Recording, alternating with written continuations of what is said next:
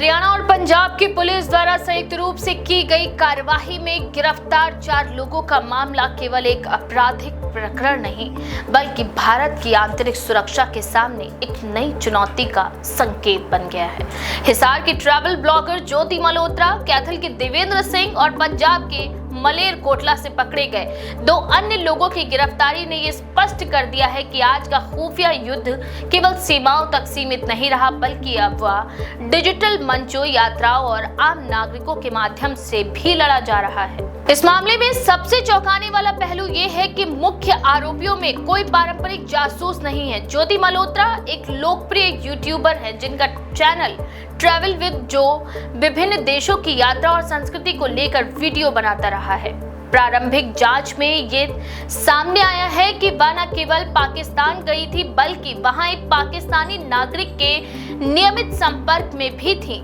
Police को उनके digital उपकरणों से ऐसे डेटा बरामद हुए हैं जो सुरक्षा की दृष्टि से अत्यंत संवेदनशील भी माने जा रहे हैं। ज्योति के पिता ने यह दावा किया कि उनकी बेटी केवल एक बार पाकिस्तान गई थी और वह भी सरकार की अनुमति और वीजा के तहत। ये बात जितनी सही हो सकती है उतनी ही ये भी संभव है कि यात्रा का उद्देश्य और उससे जुड़े संपर्क साधारण नहीं थे। यदि किसी आम नागरिक के पास सैन्य अभियान ऑपरेशन सिंदूर जैसी गोपनीय जानकारी पहुंचती है तो ये इस बात का प्रमाण है कि या तो उन तक जानबूझकर ये जानकारी पहुंचाई गई है या उन्होंने किसी नेटवर्क के माध्यम से इसे प्राप्त कर रिपोर्ट किया है। देवेंद्र सिंह की गिरफ्तारी इस मामले को और भी गंभीर और जटिल बनाती है। एक युवा जो धार्मिक यात्रा के नाम पर करतारपुर साहिब गया और लौटकर भारतीय सेना की कैंटोनमेंट तस्वीरें पाकिस्तान को भेजी, वो न केवल विश्वासघात का मामला है बल्कि ये दर्शाता है कि धार्मिक और भावनात्मक यात्रा कैसे एक सुनियोजित जाल में बदल सकती है। वह संभवतः जानबूझकर इस जाल में फंसे या किसी लालच में। मलेरकोटला से गिरफ्तार 2 अन्य आरोपी गजाला और यामीन मोहम्मद की भूमिका तकनीकी तौर पर और अधिक संगठित लगती है।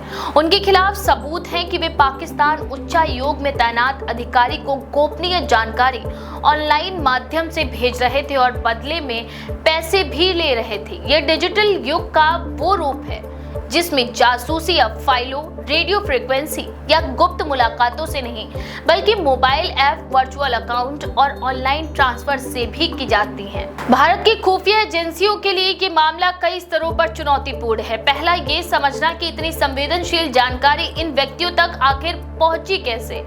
दूसरा ये कि ये पहचानना कि क्या वे एक विस्तृत नेटवर्क का हिस्सा थे जो देश के विभिन्न देशों में फैला हो सकता है। और तीसरा ये विश्लेषण कि ऐसे मामलों की पुनरावृत्ति को रोकने के लिए कौन-कौन से तकनीकी और नीतिगत उपाय जरूरी हैं। ये घटना ये भी बताती है कि सोशल मीडिया और यूट्यूब जैसे मंच जो एक और व्यक्ति की पहचान और करियर बना सकते हैं, वहीं दूसरी ओर देश की सुरक्षा के लिए एक बड़ा खतरा भी बन सकते हैं यदि उनका प्रयोग गलत दिशा में किया जाए। इस मामले में ज्योति की डिजिटल पहुंच, उनके वीडियो, उनके विदेशी संपर्क और संभावित अनजाने या जानबूझकर की गई सूचनाएं देश विरोधी गतिविधियों में कैसे परिवर्तित हुई, ये जांच का मुख्य विषय बना हुआ है। आईएसआई जैसी एजेंसियां अब केवल सैन्य ठिकानों की जासूसी पर नहीं बल्कि digital personality, YouTube influencer, social media activist और सीमा पार धार्मिक यात्राओं पर भी नजर बनाए रखी है। ये रणनीति इसलिए प्रभावशाली हो गई है क्योंकि वे माध्यम परंपरागत सुरक्षा जांच के दायरे में कम आते हैं। इस केस के सामने आने के बाद भारत की खुफिया एजेंसियां और आंतरिक सुरक्षा मंत्रालय अब सतर्क हो गए हैं। अब ये स्पष्ट है कि डिजिटल फ्रंटियर को एक नए सुरक्षा क्षेत्र के रूप में देखना होगा जहां किसी नागरिक की गतिविधियां जिन्हें पहले सामान्य समझा जाता था आंतरिक सुरक्षा को खतरे में डाल सकती हैं। जांच एजेंसियों द्वारा जब्त किए गए मोबाइल, लैपटॉप, क्लाउड स्टोरेज और सोशल मीडिया अकाउंट से ये जानकारी मिलने की संभावना है कि इन 4 लोगों के संपर्क में और कौन-कौन था। इसके अलावा ये भी पता लगाने की कोशिश की जा रही है कि क्या किसी सैन्य या प्रशासनिक कर्मी ने जानबूझकर ये लापरवाही से इन सूचनाओं को सार्वजनिक किया। इस प्रकरण का एक और महत्वपूर्ण पहलू ये है कि ये भारत की न्याय प्रणाली पर भी निर्भर करेगा कि वह इस केस को केवल सबूत आधारित जांच और सजा तक सीमित रखती है या इसके पीछे के समाजशास्त्रीय और मनोवैज्ञानिक पहलुओं को भी देखती है। क्या इन अभियुक्तों को किसी तरह से गुमराह किया गया या वे पूरी तरह से समझे हुए या इसमें शामिल हुए। देश की सुरक्षा केवल सीमाओं तक सीमित नहीं, अब हर नागरिक, हर मोबाइल, हर ट्रैवलर और हर कंटेंट क्रिएटर एक संभावित सूचना स्रोत है, चाहे वह सुरक्षा के पक्ष हो या उसके खिलाफ। ये घटना हमें सच्चाई का सामना करने पर मजबूर करती है कि हम एक ऐसे युग में प्रवेश कर चुके हैं जहां देशभक्ति का मतलब केवल देश के प्रति भावनात्मक लगाव नहीं बल्कि डिजिटल सावधानी और जिम्मेदारी भी है। अगर इस केस से कुछ सीखा जा सकता है तो वह यही है कि आधुनिक खुफिया युद्ध अब अदृश्य है। स्मार्टफोन्स के कैमरे से ली गई एक तस्वीर, यूट्यूब पर अपलोड किया गया एक वीडियो या व्हाट्सएप पर भेजा गया एक संदेश राष्ट्रीय सुरक्षा के लिए गंभीर खतरा बन सकता है।